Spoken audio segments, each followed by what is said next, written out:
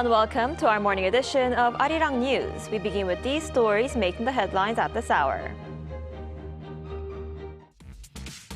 U.S. President Donald Trump says he wants to bring in foreign experts for a period of time to train Americans to build what he called complex products, such as semiconductors, computers, and chips. This comes just days after hundreds of South Korean workers arrested during an immigration raid on a Hyundai plant left the United States. Seoul's top trade negotiator Yo Han-gu will be traveling to Washington for further trade talks, as South Korea and the United States still continue to work over key details of the $350 billion investment fund offered by Seoul, in exchange for Washington lowering its reciprocal tariffs. A combined military exercise between South Korea, the U.S., and Japan kicked off today and is set to run until this Friday in waters near Jeju Island. Seoul and Washington also began their separate 5-day tabletop drills at Camp Humphreys in Pyeongtaek. We begin in the United States, where President Donald Trump says he welcomes foreign experts to teach and train Americans how to build high-tech goods after hundreds of South Korean workers were arrested at a Hyundai plant in Georgia. A senior U.S. State Department official also expressed deep regrets over the detention and vowed to prevent similar cases in the future. Our Lee Jae starts us off. U.S. President Donald Trump is seeking to reassure foreign investors after the mass detention of South Korean workers in Georgia raised fresh concerns about America's credibility as a reliable business partner. In a social media post Sunday, Trump said he does not want to frighten off or disincentivize foreign investment. He stressed that companies building advanced products like semiconductors, chips, and batteries are welcome in the U.S., and that he wants them to bring skilled workers to train Americans. Trump added that U.S. workers would eventually do even better than their counterparts abroad. The comments come just days after 316 South Korean workers were detained during an immigration raid at an electric vehicle battery plant construction site in Bryan County, Georgia. The plant is a joint venture between Hyundai Motor Group and LG Energy Solution. The workers were detained for a week before returning home on Friday. The incident sparked anger in South Korea, prompting diplomatic intervention. On Sunday, U.S. Deputy Secretary of State Christopher Landau met with Seoul's first Vice Foreign Minister Park Yoon-ju in Seoul. According to Seoul's foreign ministry, Landau expressed deep regrets over the detention and vowed to prevent similar cases in the future.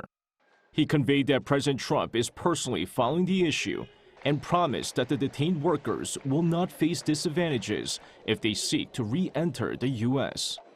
Landau also proposed working-level talks on visa procedures to better support South Korean firms investing in America. In response, Vice Minister Park raised concerns about the hardships endured by the detained workers and noted the strong sense of shock felt by the South Korean public. Both sides agreed that the incident should be used as an opportunity to strengthen bilateral ties and improve institutional safeguards for workers tied to major investment projects. Lee Jae, Arirang News. And meanwhile, follow-up negotiations on South Korea's trade deal with the United States are continuing, though key differences remain unresolved. The two sides remain far apart on how to manage and distribute profits from South Korea's promised $350 billion investment fund, while Seoul stresses it will not rush into any deal that undermines its national interest. Our Pyongyang reports. Trade talks between South Korea and the U.S. are set to continue as Trade Minister Yo Han-gu leaves for the U.S. on Monday to meet with the United States Trade Representative Jamieson Greer. Industry Minister Kim Jong-un returned home the previous day after follow-up discussions with U.S. Commerce Secretary Howard Lutnick on the trade agreement reached in July. Under that deal, the U.S. had agreed to cut reciprocal tariffs from 25% to 15% in exchange for Seoul pledging investment worth $350 billion. But follow-up talks have proven difficult. U.S. officials are demanding that Korea increase the share of direct investment, allow Washington to select where the funds are invested, and concede 90% of the profits to the United States. For Seoul, Such terms are seen as unfair. The presidential office has reiterated that no hasty decision will be made at the expense of the nation's interest. The president has previously described Korea's stance as defensive. We are conducting negotiations with the aim of protecting national interests to the fullest. The presidential office also explained that the negotiations are not aimed at a single fixed goal, but involve both sides presenting new conditions in search of balance, making the talks highly variable. Japan, a key rival in automobiles, struck a deal with Washington in early September, adding pressure on Seoul. Tokyo agreed to invest $550 billion under terms set by the U.S., including project selection and a 90% profit share. In return, tariffs on Japanese cars fall to 15% from September 16th, putting Korean exporters at a disadvantage. With the talks at a standstill, attention now turns to President Lee Jae-myung's upcoming trip to the UN General Assembly in New York later this month, which could provide another opportunity for another summit with President Trump. Pyongyang, Arirang News. Starting today, South Korea, the United States, and Japan have begun their 5-day combined military exercise, the Freedom Edge, in international waters near Jeju Island. And at the same time, Seoul and Washington also kicked off their 5-day tabletop drills, the Iron Mace, at Camp Humphreys in Pyeongtaek, which will integrate U.S. nuclear assets with South Korea's conventional forces to deter North Korean threats. It marks the third Iron Mace drill since the Nuclear Consultative Group was launched last year, and the first under Presidents Lee Jae-myung and Donald Trump. North Korea strongly criticized the drills, with Kim Yo-jong, the influential sister of the regime's leader, warning on Sunday that they will bring serious consequences. So the joint military drills between South Korea, the U.S., and Japan, and the tabletop exercises between Seoul and Washington will take place throughout this week. For more on this, we're joined today by Dr. Brian Myers, Professor of International Studies at Dongsa University. Dr. Myers, thanks for joining us this morning. Thank you for having me. So this joint drill comes after we saw leaders of North Korea, China, and Russia meet in Beijing for China's military parade. What might be behind this week's military exercises? Well, we knew there was going to be an Iron Mace exercise this year, and we've known since July that Freedom Edge was coming. We didn't know the dates until this month because countries announce the dates of exercises as late as they can. So this stuff was not suddenly conceived as a response to what we saw in Beijing, but I think America is happy to frame things that way. Now, the greater motivation behind the trilateral exercises is to contain and deter the so-called autocratic alliance between Russia, China, and North Korea, while Iron Mace is a bilateral American-Korean drill that's meant to protect South Korea better against the North Korean threat specifically. So the motivation behind these two exercises is a little bit different. I see, and North Korea's Kim Yo-jong also said the exercises could lead to serious consequences. How likely do you think it is that the North might respond to these drills with something like a missile launch? Well, let's put it this way. If a big ICBM launch has been planned anyway, then the regime may frame it as a response to Freedom Edge and Iron Mace. But the usual North Korean response to exercises like this is to fire a salvo of short-range ballistic missiles either toward the West Sea or the East Sea. In other words, pretty small-scale stuff. Now, we may see that kind of activity this week, but I don't think the regime is going to rush the launch of a really expensive and significant missile just to make a show of defiance. Right, and last week, Kim Jong-un oversaw a test of their new missile engine that could be used in their latest ICBM, the Hwasong-20. How would you assess North Korea's nuclear capabilities at this point? Well, even if that new engine works fine when the Hwasong-20 is tested, it's basically an evolution from the earlier ICBM. So it's not a revolutionary jump. It's just another headache for Washington because it means North Korea would be able to strike anywhere in American territory even more capably. Now, when it comes to what the country can do on the nuclear front, the experts say that there are still weaknesses there. in the command and control infrastructure. They point to questions surrounding re-entry vehicles. In other words, can these warheads really survive re-entry into the Earth's atmosphere? But we can be pretty sure the North has at least 50 warheads, maybe as many as 90 or 100. It has a wide range of delivery systems.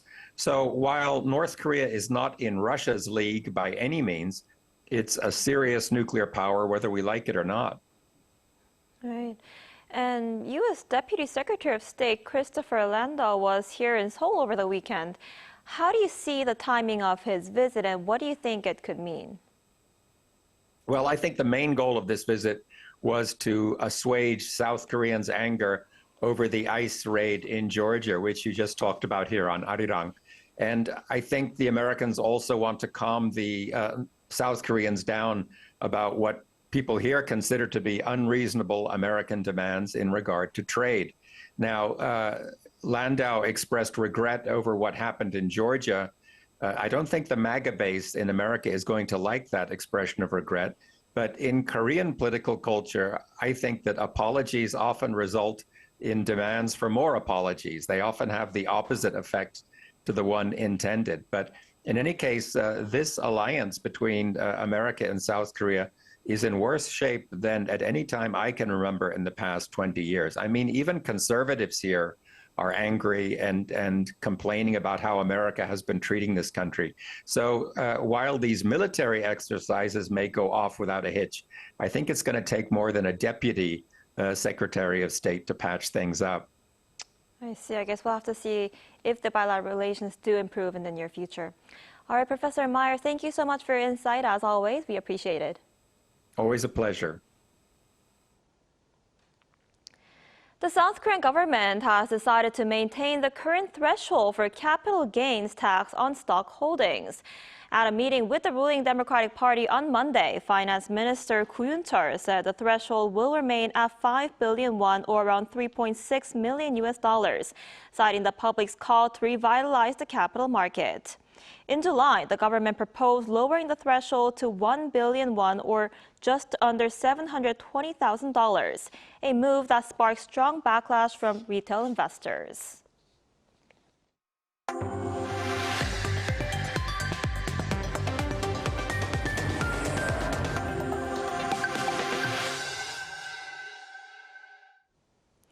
Gyeongbokgung Palace here in Seoul has begun its fall night tours this month, giving visitors a chance to enjoy the crisp autumn air and the palace illuminated after sunset. Our culture correspondent Park Gon-woo was there. When the sun sets and darkness falls, time travel to the Joseon Dynasty begins. Limited guests, including many foreigners, line up for this special night adventure. From babies in strollers to older people with cameras, visitors of all ages show delight on their faces. Many slip into hanbok, immersing themselves in the royal nightscape.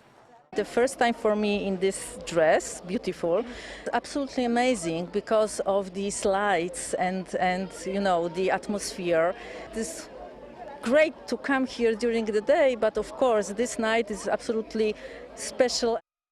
The Gyeongwon Pavilion, once a royal banqueting hall, is the place that many photo takers look forward to the most, as the ripples spreading softly around the pond attract much attention.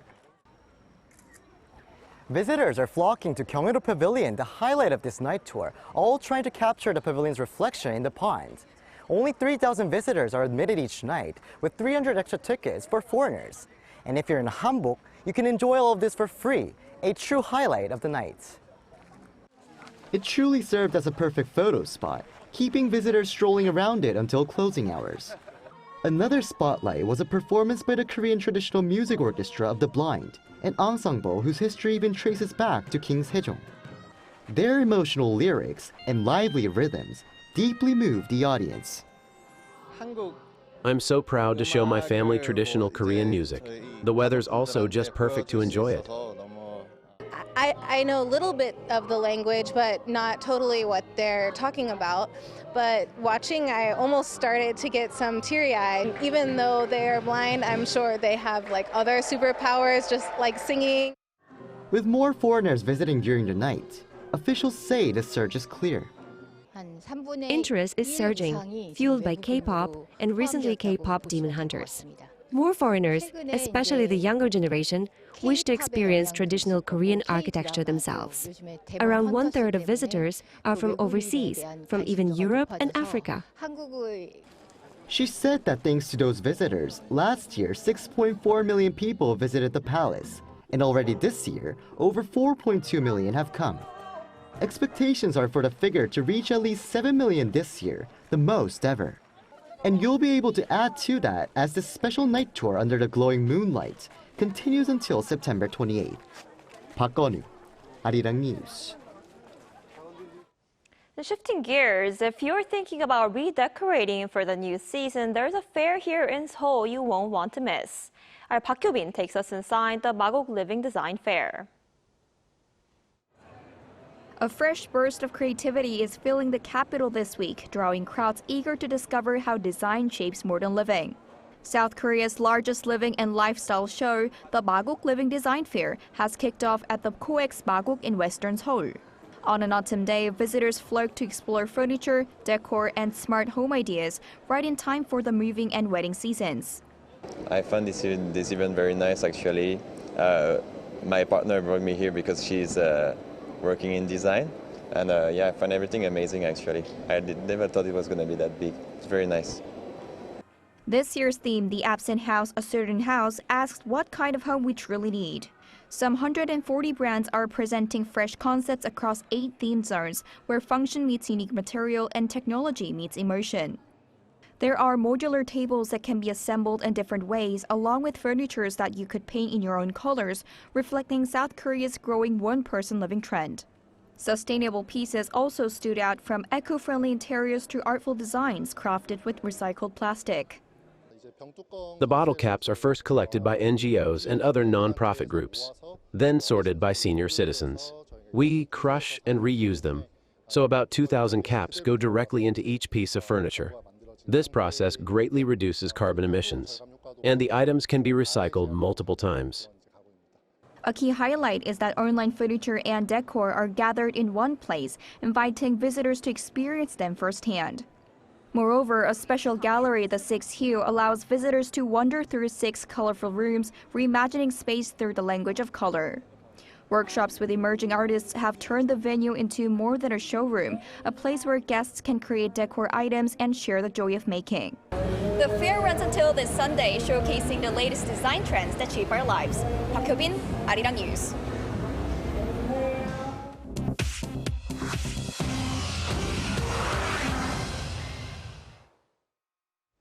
Good morning, I'm Choi Ji-hee, and this is The World Now. U.S. Secretary of State Marco Rubio arrived in Israel on Sunday and met with Prime Minister Benjamin Netanyahu to discuss the war in Gaza and last week's Israeli airstrike in Qatar. Upon arrival on Sunday morning, Rubio and Netanyahu visited the Western Wall in Jerusalem's Old City, accompanied by the U.S. Ambassador to Israel, Mike Huckabee.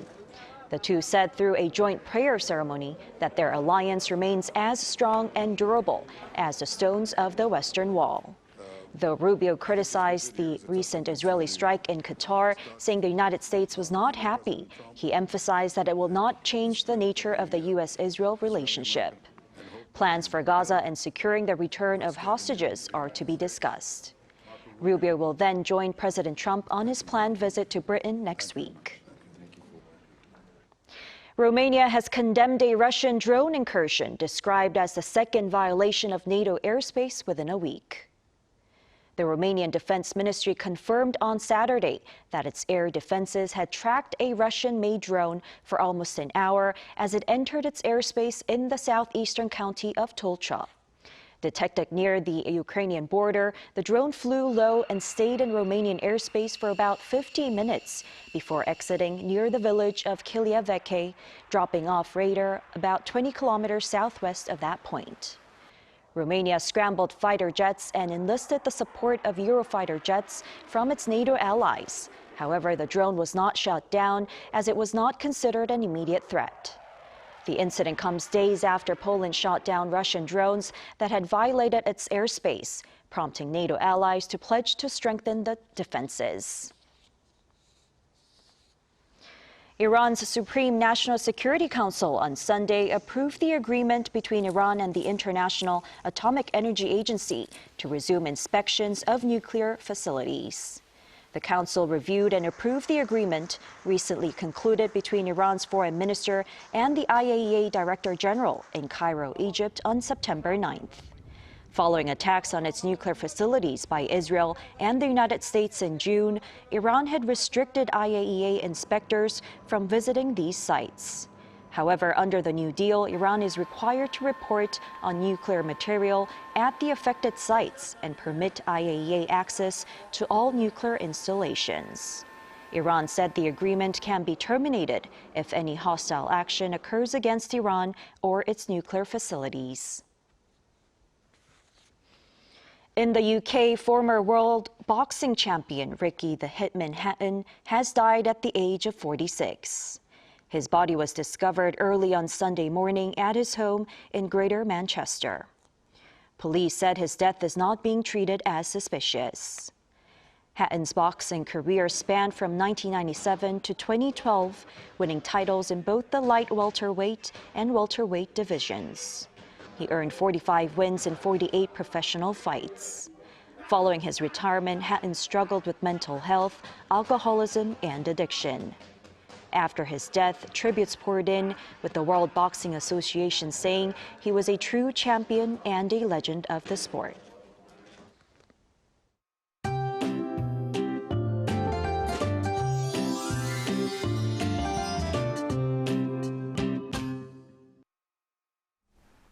We're already heading into mid-September, and if you're in the upper regions, you'll need some protection items, but keep an umbrella handy for those in the south coast and Jeju.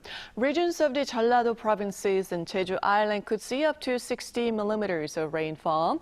Gyeongsangnam-do province might get 5 to 40 millimeters through this evening. And this afternoon will be hotter than yesterday, with daytime highs climbing above 30 degrees Celsius in most regions.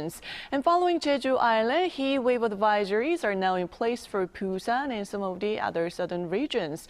For a closer look, Daegu, Gyeongju, Busan, Jeju will be all topping out at 31 degrees Celsius. Seoul, Daejeon topping out at 30 degrees.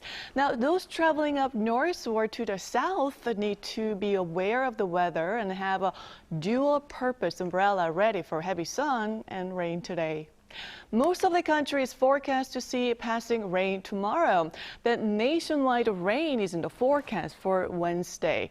Once the rain clears, temperatures will fall, ushering in cool and refreshing autumn weather to the country.